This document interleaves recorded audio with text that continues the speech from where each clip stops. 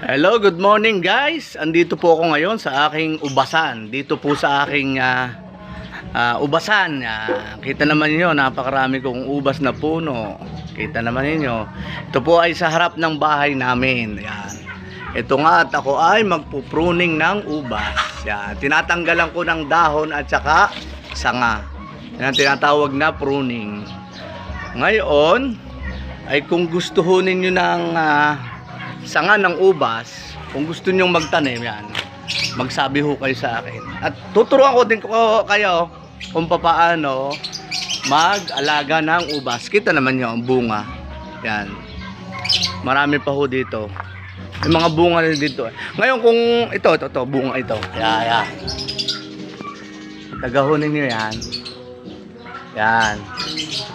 Ayun, kung gusto ninyo na magkaroon po kayo ng mga puno ng ubas sa bahay nyo, sa harap ng bahay nyo, magsabi po kayo sa akin.